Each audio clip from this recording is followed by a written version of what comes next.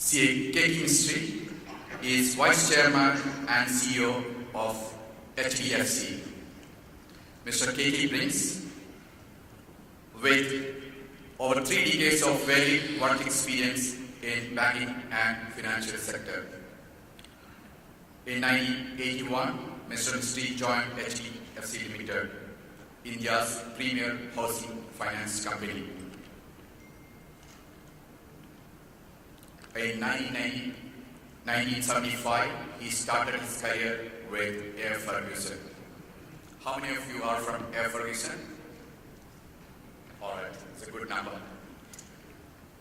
Mr. Mistry became Executive Director in 1993, Managing Director in 2007, Vice Chairman in Managing Director in 2007 and Executive Officer in 2010. Besides being on board of several HDFC Group companies, he also part of member of Corporate Governance Committee constituted by SEBI and Chairman of CIA Corporate Governance Committee. Mr. Mistry holds several recognitions, including CA Business Achiever of the Year Award in the financial sector by ICA and Best CFO in the financial services category by ICA in 2008. From a former fast bowler of his college team and leading an organization that told us, Apna Jaga Banao, HDFC, he is contributing heavily on making a better home for those senior citizens who need a better place in India. With these notes, please join me to welcome an award-winning CEO and our next speaker, CA Keki. Well, thank you for those very kind words. It's a great pleasure to be here today, and I would like to thank the Dubai chapter of the Institute of Chartered Accountants for inviting me to speak to you on the evolving leadership role of a CFO. I would like to start by stating that the last 10 years have not been an easy period for CFOs. With so many variables to contend with, the responsibility of CFOs have extended far beyond the traditional job profile of a CFO. A CFO is today expected to be an advisor, a gatekeeper, a manager, a team leader, and a strategist all at the same time. The age when we could link economic activity with the performance of the corporate sector is probably behind us. The financial crisis of 2008 was the inflection point which threw all the known norms into disarray. The only certainty from the global headwinds is that volatility, black swan events, and geopolitical risks will keep throwing out new challenges to CFOs to test their perseverance. From 2008, it has been a very testing period for CFOs as they have had to adapt to a recessionary environment by cutting costs and exploring alternate avenues of growth. A common thread among all CFOs was to repair the trust towards stakeholders that had been severely damaged due to the plethora of corporate scandals. Every stakeholder, be it regulators or investors, have been looking for greater transparency of information, more robust analysis, and the reassurance that the right decisions are being taken. And CFOs have had to keep donning different hats in order to ensure the continuity of the organization's survival and expansion. CFOs have also had to face increased public scrutiny, a responsibility once reserved only for the CEO. On the positive side, in these volatile times, many CFOs have gained rich experience and have become battle-tested. The increasing familiarity with the unexpected and the unknown has made CFOs more accustomed to dealing with new challenges. Successful CFOs have managed to use these volatile times to display their skills in the boardroom. Many CFOs have become more influential as a result. I would like to briefly talk about the macroeconomic variables that CFOs have to currently contend with. Globally, synchronized growth is no longer happening, with the US economy strengthening substantially, Europe showing moderate growth, and China grappling with a slowdown in consumption. In India, the last few months have proved to be a period of unexpected challenges. While India is structurally making tangible progress, global headwinds are throwing up temporary obstacles to India's economic growth. Significant movement in oil prices will always have an adverse impact on India's economy as we import 80% of oil requirement. Recently, Brent crude prices crossed the $85 per barrel mark. Creating further concern is the depreciation of the rupee, which has hit an all-time low by crossing rupee 74 versus the dollar. Strengthening of the US economy, geopolitical issues and trade tensions between US and China continue to put the rupee under pressure. These factors are making Indian stock markets endure sustained volatility. I would like to emphasize that the Indian economy is actually growing very well. In the first quarter of the current financial year, India grew at an impressive 8.2% of the GDP, and we continue to be amongst the fastest growing major economies. Strong growth in manufacturing, construction, and the agricultural sector have propelled the economy to its best performance in 2 years. Capacity utilization is up from 71% in 2016 to 75% currently. I laid emphasis about the structural soundness of the Indian economy, as it is very important to understand that it is easy to get sucked into a whirlpool of negativity and short-term factors. Rumor mongering and impulsive social media messages without checking on the facts can be disastrous for a sector or an organization. We recently witnessed this in India, which led to extremely volatile markets. Many a times, affected corporates have to firefight and go on an overdrive, explaining themselves for no fault of their own. Therefore, one of the important leadership qualities of a CFO to deal with such a situation is to have the trust of investors, besides having strong communication skills. Because of the CFO's deep understanding of the various functions of an organization, he can bring in unique insights when faced with unprecedented challenges. Successful CFOs are those who are able to turn strategy into actionable plans and who possess the skills to communicate the strategy both across the organization as well as to external stakeholders. CFOs need to have strong investor relations skills, which require them to have deeper and frequent interaction with shareholders to ensure that the correct message is being communicated. Currently, a majority of analysts in India are of the opinion that the capex cycle will pick up over the next year. This would imply that borrowing needs of firms will increase in the coming period. Many CFOs prefer to meet additional funding requirement by taking on higher leverage. However, this path must be tread with caution. Leverage needs to be controlled, and it is a CFO's responsibility to determine the optimum level of leverage. It is often said that leverage is a double-edged sword. It magnifies profits during good times, but amplifies losses in bad times. There is a need to manage debt and keep costs under control, irrespective of the business cycle. I would like to lay emphasis on leverage and advise CFOs on the following. Firstly, never ever ignore the perils of over-leveraging. When hard times come, there is a risk that your financial structure will quickly deteriorate and consequently the rating. This will leave your organization with little or no access to debt markets. Secondly, do not ignore early signs of distress. The earlier one recognizes the problem, the easier it is to solve it. Thirdly, do not look for quick fix solutions. Short-term solutions are never an answer. Think long-term, do what is good in the long term. As regards risk management, there are a number of new tools that have gained significance over the last few years. CFOs of companies that have come out well in recent years of volatility must be given a pat on the back. Risk management has now possibly become the most important function of a CFO. All CFOs, but more so of banks and financial institutions, have realized that risk identification is an extremely critical function. Risk can be both on and off balance sheet. In a nutshell, the risk framework must cut across all functions and across all hierarchies. Matching assets and liabilities, both in terms of interest rate and maturity, as well as managing costs, are some of the challenges that CFOs face, particularly in the financial sector. Managing volatility in terms of currency and commodities is also very important.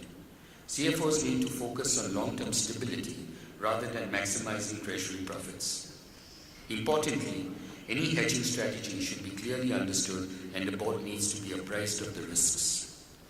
Several companies have burned their fingers having inaccurately believed that they had devised a foolproof way of hedging.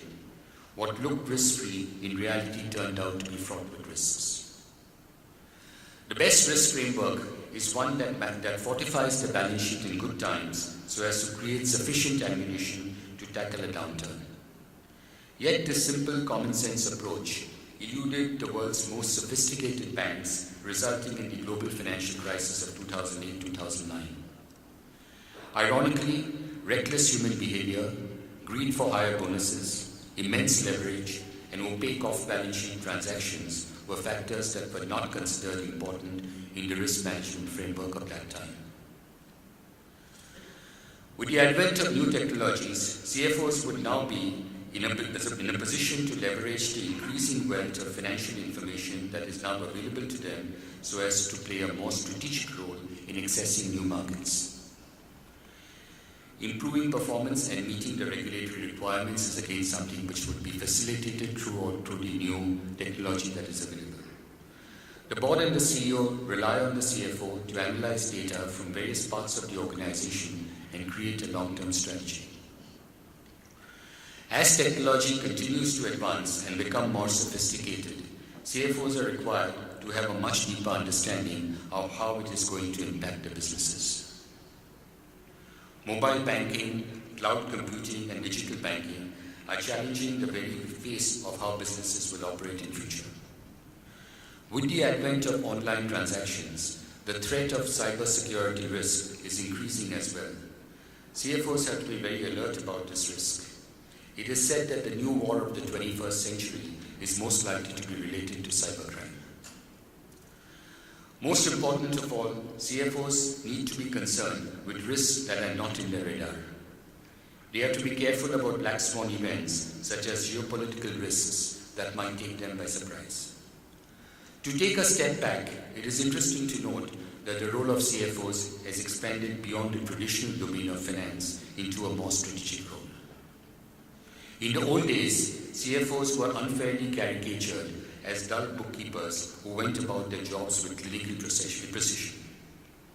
In fact, their role was often limited to accounting, taxation, and MIS.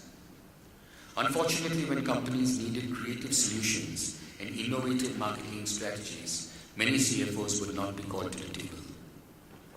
In those days, CFOs were often believed to be individuals without leadership skills. They were considered weak at motivating and inspiring teams and were believed to have a tendency to retain rather than delegate control. Some regarded CFOs as being lost in numbers and distracted by the daily demands of compliance, tax, and finance. But over the last decade, several CFOs have evolved into dynamic individuals who are highly influential. CFOs in many corporates today are playing a key role in providing operational insight and knowledge. CFOs are often now second in command to the CEO and play a strategic role in decision making. Studies have shown that in both the US and in the UK, many of the CFOs go on to become CEOs. This is because CFOs are more often informed about a business's operations and underlying performance than anyone else in the organization, as finance is one of those functions that uniquely interacts with every other aspect of the business. It is a CFO's responsibility to communicate complex financial information in a clear and credible manner. The CFO must also have the confidence to give impartial and objective advice, even though it may not always be welcome. A CFO must be sufficiently forceful to intervene in situations where ethical principles need to be asserted or defended. Ethical principles and strong values are the cornerstones of a CFO. A crucial trait of a successful CFO is the ability to stand by his or her convictions. In other words, a CFO needs to be a no-nonsense diplomat who can focus on the key issues at stake with integrity and in an independent manner. CFOs are at all times required to keep a vigilant eye and a transparent cover on the accounting books. One must remember that the role of the CFO has to be synonymous with fair and equitable governance. Good governance can no longer be measured with the yardstick of compliance. It has to encompass a regime of transparency and responsiveness towards all stakeholders. The CFO has an important role to play in ensuring that appropriate risk mitigation measures are implemented and that strong governance practices are being followed. Today's CFOs have a more broad-based role as they have to deal with global volatility, risk management, funding decisions, currency fluctuations, and managing investor expectations. To prepare themselves for the future, CFOs need to be more flexible and also need to be creative thinkers. CFOs need to lay down strategies that are flexible and which can be varied from time to time depending on the external environment. To give you an example, since HDFC's business revolves around housing loans, we need to raise resources on a continuous basis. Raising resources is a dynamic function and sources of funding need to be changed from time to time, taking into account the external environment and market conditions. For instance, when there is ample liquidity in the system, we tend to tap more of wholesale funding, but when liquidity tightens, it is retail money that we depend upon. Also, when there is uncertainty in the markets, retail investors typically move away from riskier assets like equity and look for safer options for investment like bonds and deposits. CFOs need to challenge themselves and move out of their comfort zone. They must have a good understanding of the strategic elements of the business. After the CEO, the CFO has the most holistic sense of how strategies come together to deliver financial performance. In every organization, CFOs must assist the CEO at an early stage to lay down the primary goals and objectives of the organization. At HDFC, for example, we have always believed that in the financial services business, market share can never be a parameter to gauge success. After all, if you are in the business of lending, there is no shortage of people who will want to borrow money. By sacrificing margins or by diluting credit standards, you can get all the market share you want, but that will not lead to attaining long-term success. We have therefore at the very early stage laid down 6 objectives that we have tried to continuously pursue year after year. First is increasing the profitability year after year. Secondly, maintaining strong asset quality. Third is attaining operational efficiency and with a huge focus on cost reduction. The fourth is customer service. The fifth is target a loan book growth at a pace that we are comfortable with, taking into account market conditions. And sixth is avoid mismatches on interest rates, maturity and currency, and thus prevent volatility in earnings. I would like to complete my talk by giving 2 bits of advice on what makes a successful CFO. These are as follows. First, do not be short-sighted. Shareholder value should never be seen in terms of an organization's ability to generate short-term profits, but should be judged in terms of its ability to manage all the factors which have a bearing on its long-term viability. A CFO needs to ensure strong financial health in the long term, which is essential for future growth. Often short-term sacrifices need to be made in the interest of long-term stability. Second is build trust. A CFO has to satisfy a wide basket of stakeholders, be it shareholders, depositors, lenders, creditors, and customers. Often their interests naturally conflict, and the CFO needs to carry each of these groups in a sustainable manner that builds trusts. Thirdly, as a CFO, you need to strive to be authentic, accountable, and altruistic. Organizations should foster a culture of accountability at every level. Every individual should be held responsible for any breach which can have the effect of jeopardizing the long-term goals of a company. Fourthly, do not ignore risks. Warren Buffett has aptly said that risk comes from not knowing what you are doing. All businesses face a variety of risks, some of which come from within the organization and others from outside. Those organizations that weather a crisis typically possess a wealth of cumulative experience in risk management. CFOs have a major role to play in this. The task ahead for CFOs is challenging and exciting, given that the role of a CFO in an organization is gaining more traction and more prominence every day. Today, a CFO is a conscience keeper of the organization. Besides assisting in fulfilling the CEO's vision, he has to comply with the board's directions and, above all, be a strategic decision maker. As is aptly said, a CFO is skeptical in the face of exuberance, encouraging in the face of pessimism, cool in the heat of battle. His job is to know the real story, and it is also his job to tell it truthfully. Thank you very much.